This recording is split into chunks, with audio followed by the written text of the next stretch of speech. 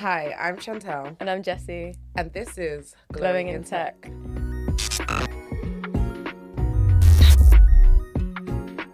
We are joined again with Abi Mohammed.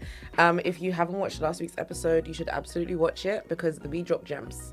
And then I'll let Jessie take this away.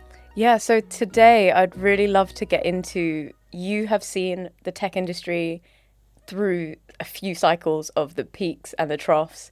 Yeah. And right now I feel like we're in that kind of low zone. Like we've seen a lot of, I think post-pandemic, we saw a load of really inflated valuations and a lot of kind of money being thrown into these startups that ended up not being viable, and loads of big investments and also big technology gains. This year and last year are very different. And I just wanted to know, I guess, what's your perspective been on it? What have you seen? How have you seen it affect the UK tech market? Yeah, no, that's interesting. This is my perspective and my own thoughts. But like, as we've seen, so I've seen tech for the last 8 years. And generally everyone says like there's always a theme. When we're in recession, you have a great opportunity to actually create something and be valuated really high. And what's happened is, especially with COVID, I think we kind of like came to that a little bit early. So when we did see loads of people chucking money around, it's interesting because most of the businesses were actually tailored to the current climate. As we know, like with COVID, our behaviors, the way we kind of think and live was completely different. So we saw that kind of surge of e-groceries and anything that was web related that can help you, work from home. And then what's happened is as we've gone along, we thought maybe we will get to a point where, how society is, it's going to be this kind of hybrid living. And then what's happened is we kind of went backwards. We went back to this idea of we do prefer being face to face. We prefer being a sense of community, kind of got lost. So we trying to build that back. So all of this, extra stuff had to kind of be reined in. So the demand might have been high before, but then now it's just dropped a lot. So we now seeing for example, I remember Gorilla being a big one from Europe coming into the UK now has pulled all its operations because they can't compete with everyone. There's so many kind of things, and as a customer you're kind of looking for the lowest cost as recession's coming as well. And it's interesting because now that's happened, people also looking for their returns. So there was meant to be loads of exits happening across Europe, and that kind of has stopped. I don't understand why. I think it's because of interest rate is not the best, and the valuation they were evaluated before is now depreciated a lot. So people are waiting for maybe the environment to kind of pick up so they can exit in a bigger way and get the returns. But what happened is it's actually stopped everything else. So that kind of money that was meant to flow back to the early stages has kind of halted, hence why we have seen the difficulties of raising as an early stage founders. And as you know, generally if you're an underrepresented founder, so if you're kind of not from a privileged background or have access to networks, you're less likely to get invested. Before we used to get crumbs. Now there's nothing because everyone that's privileged is taking the crumbs. So it's this weird concept where everyone's suffering. But we're hoping it will get better. It's the science are saying that it's gonna get better, but we have to hold on to 2026. So most of the people, what I've been hearing is the advice is think about different routes of sustainability. Try to figure out how can you survive now. And that means a lot of people had to do redundancies. A lot of people had to think about the models, maybe scaling down the services and really think about what makes the kind of profit sense kind of thing. Yeah, it's been an interesting time, but thank God I'm not a founder.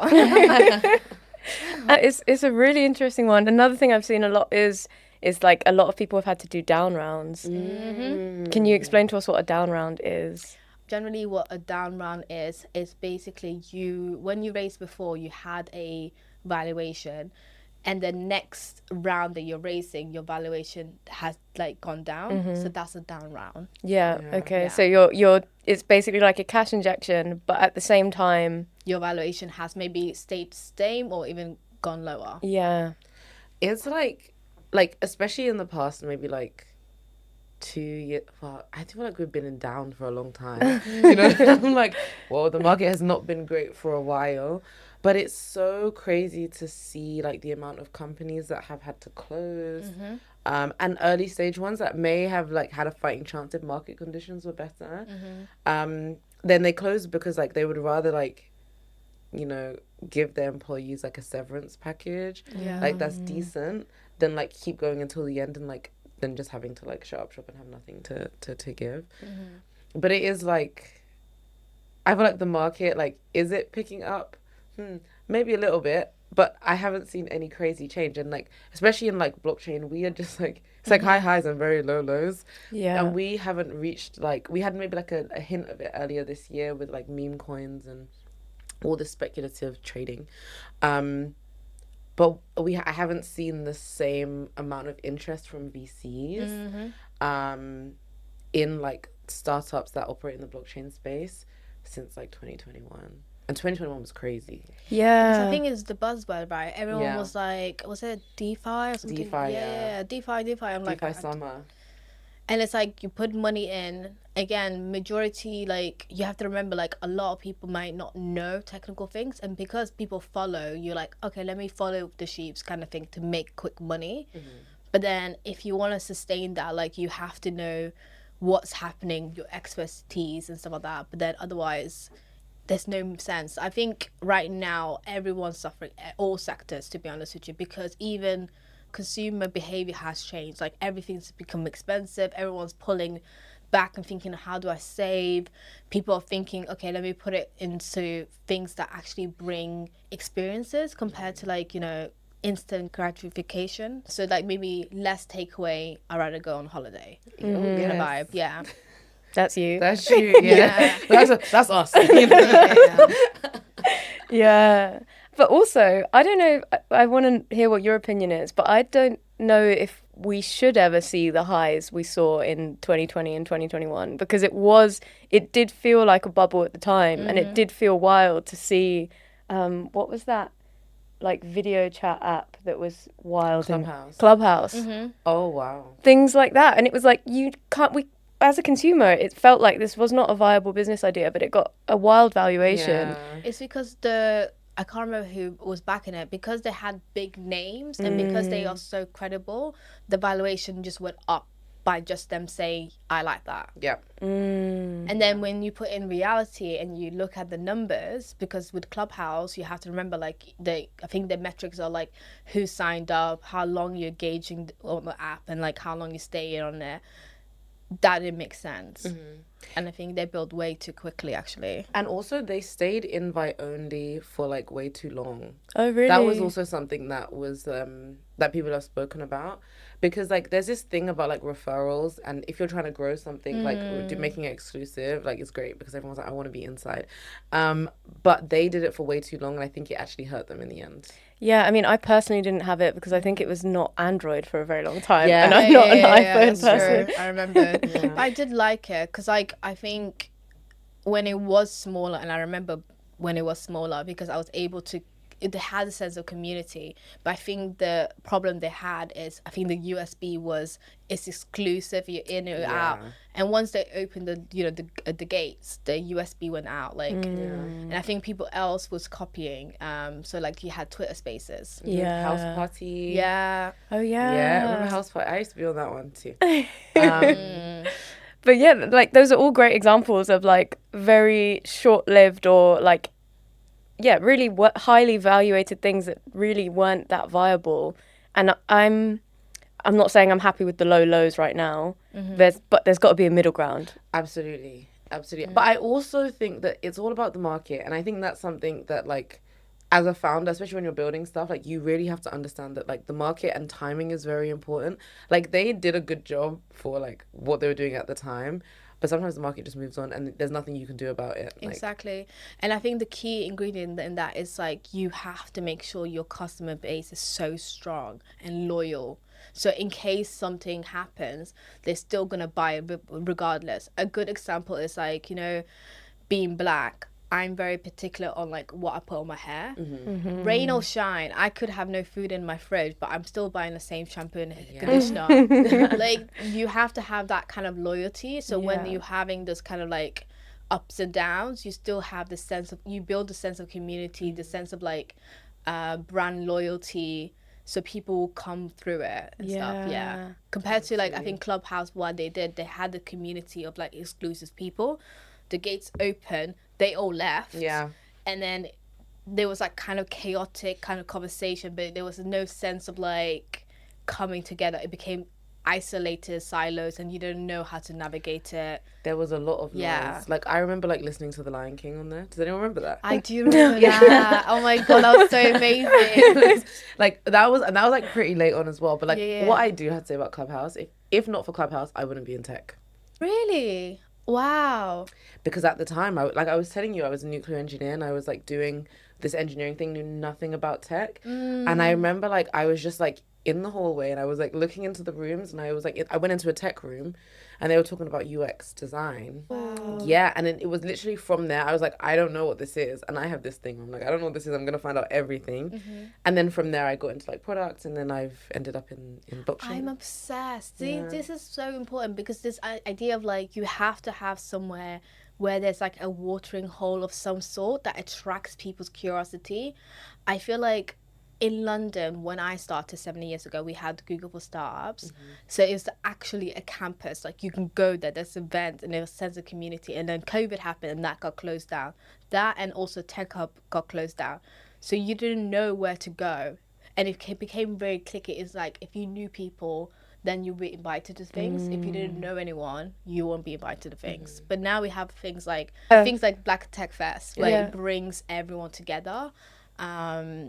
Yeah, you've touched on it so many times since we've been speaking, and you really do need community. Like it's hard to like get into tech or get into venture and like do things by yourself, but when you have people that can kind of inspire you and kind of like give you a blueprint, because that's what they were doing in that room. They were like giving me the blueprint, like, you know, I do this, I've been doing it for this long, this is how I got into it, this is what I did. Everyone had such a different story, and it just made me feel like there's no right way to get into tech or to get into like product or whatever it is that you want to do. You can really like forge your own path, but you just have to know the options, like what is possible. And community gives you that. Yeah, 100%. And that's one of the things I was really excited to speak to you about this, because when I think of VC, I think of a very specific demographic.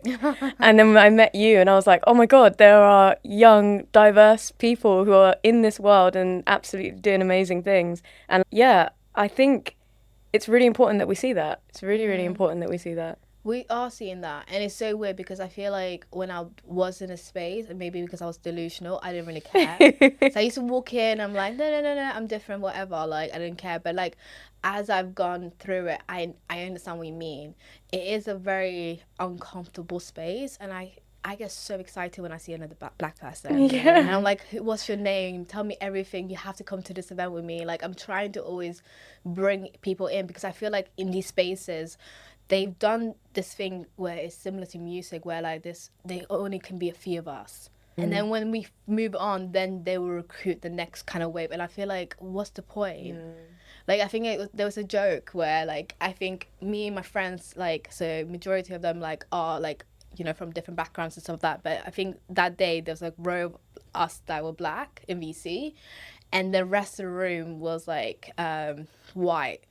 And it was like, I think my friend was like, oh, it's interesting how we all sat together. But I was thinking, but then why is it awkward for us to sit together when everyone else is sitting together? Yeah. It doesn't matter. Like, I feel like, yeah, that is a point. Like, it makes it feel like we are different and we should be scattered so we can kind of blend in. But I'm like, why? Like, for me, especially in this space, like, I want to work with people that I can have fun with. people that gives me energy, and sometimes it is my people that can get me have the same kind of music taste as me, so we can have like banter while we're working. So yeah. Yeah, 100%. Yeah, I feel like at work you're just afraid to be like hyper visible, and it's like, okay, like what are you guys doing over there? And it's like it should never feel like that. Yeah. You should be like fine talking to whoever it is that you want to talk to, or sitting with whoever it is that you want to sit with. But I think that when you are black and like working in tech a lot, it's like, I don't know, like should I be doing this? And you kind of second guess it, but there's nothing wrong with it. No, 100%. I made a conscious decision because I know I have such a baby face. So anytime I enter the space, people sometimes look at me like, oh, you're young and adorable, you don't know what's going on yet, unless you know me, right? But I make a conscious decision sometimes when I'm like sitting on panels, I will wear jogging bottoms and a crop top, even though everyone's wearing blazer, because I have the privilege to sit there and you're listening to me because I'm an expert, not because I'm dressing something. And I'm hoping that people can see that it doesn't matter where you come from, you can do whatever you want. Oh my God, I love that. Yeah. That's so cool. You have to be relatable. Yeah. No, you have to just be yourself as well. Like, but you're right. Like, relatable is fine, but also like, I remember being like in tech and I had to like pull myself forward. Like, a thing for me, especially in 2020, like it was a whole like figure out who I was. Like, I realized like even like to my name, like I remember I shortened my name to Abi. Because like in school people couldn't pronounce my full name, or like I kept my hair straight because that was comfortable, and then every time I had my hair curly people would be like, oh, have you brushed your hair? Like, and I also couldn't like be loud. I remember like being with my friends in workplace and we're all like black, and you know how we don't scream, we're just having a conversation. Yeah. Do you get what I The mean? volume sometimes rises, but it's not shouting. No one's fighting. Yeah. Everyone's good. Yeah. But then someone's scared. I'm like, really? Yeah. I was like, we're just having a laugh. Yeah, it's been an interesting journey, but I'm trying to show people that like I'm in the space because I know what I'm doing. I'm generally interested in like making a difference, but at the same time, you shouldn't judge the way I look or how I present myself every day. Absolutely. I think before we wrap up the episode, I'd love to ask you if you have any advice for somebody that's considering finding out more about the VC world, getting into that side of the tech industry. What would be your advice? So I'm at Diversity VC right now. So we're like a non-profit organization supporting VCs with their D&I standard, and we do various other activities. But I do write a newsletter. So if you do subscribe to that, I'm writing loads of like talk pieces around venture and like, you know, tips and tricks. There's opportunity to like have maybe job opportunity to get into venture, loads of events. I'm always like putting discounts, but sometimes I do have free events, free tickets, so ping me and I can see what I can do. Don't ping me all, but, but generally if I do have a free ticket, I generally just give it to people. And then also like some of my favorite podcasts, like this podcast, keep listening. But if you're thinking about general tech, I recommend Techish. Yes, really love good. Techish. We love Techish. And if we are an aspiring tech founder, what would your advice be to like survive this current market? I would say just focus on your business. Focus on like growing your revenue and your commercial opportunities.